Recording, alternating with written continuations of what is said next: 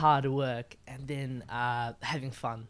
Like, do you think they're like the same, or do you think they're two polar opposites, or do you think they're somewhere in the middle? Yeah, I mean, it's one of the most important questions that we have. I think Yeah.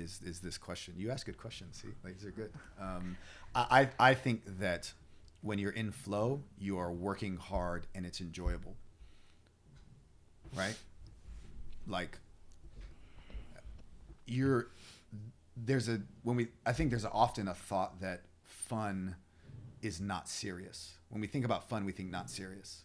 We think childlike, we think imagination, we think not important. And we think work, we think, put your hard hat on, like no laughing, no joking, like you have to be super focused all the time. And I think this polarization is appropriate sometimes, Yeah. but it doesn't explain our entire world. And I think with the work on flow, we're starting to see that nice overlap where you can be working extremely hard at something and being fully engaged. Like, have you ever come across a really engaging book?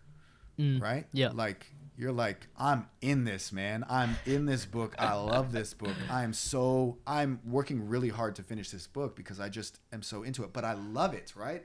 I enjoy it. It's interesting. I feel like I'm learning so much. I mean, what about that?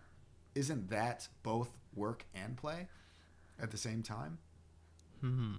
But it's often interesting because you're talking about, enjoying the process and enjoying your work.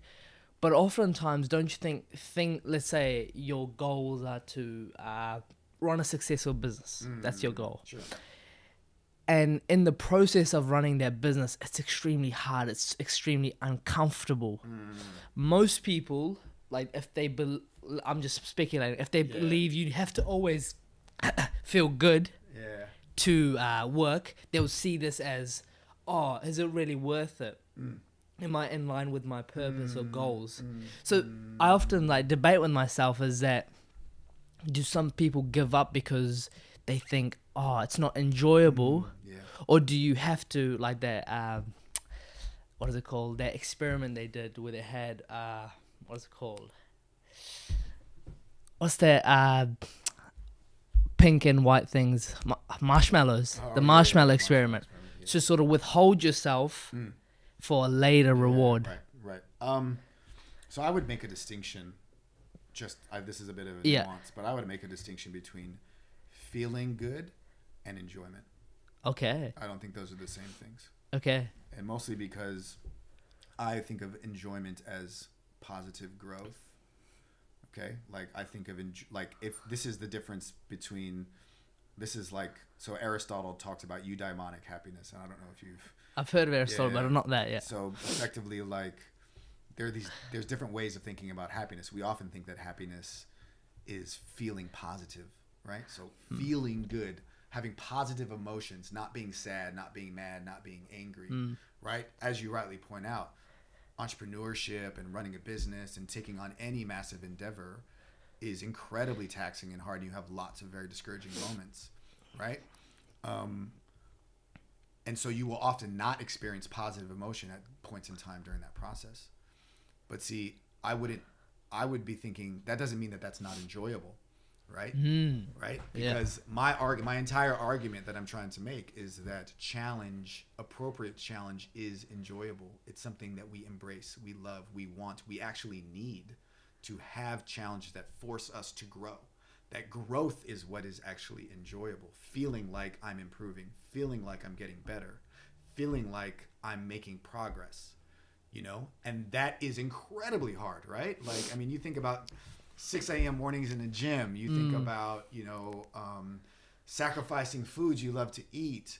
But it's like, if you went a week and let's say you did an experiment and you said, I really want to, give up lollies, because I eat too much candy.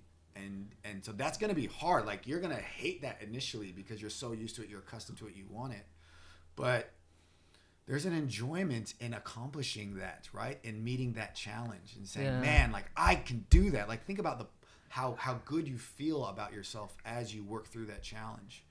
And I think that it's much more about it's much more a question of being able to structure challenges in such a way that A, you expect it to be hard, B, you have clarity over the progress that you're making, and you're comfortable even with with failure, because even stretching yourself and trying something you wouldn't normally do is in some ways progress.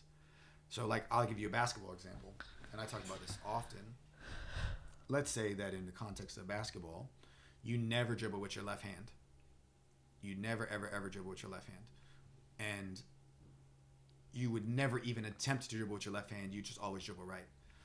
And so your coach has been saying, well, you need to go left. He's giving you the left hand. You need to go left. You need to go left. You need to go left. And you know that you can't go left.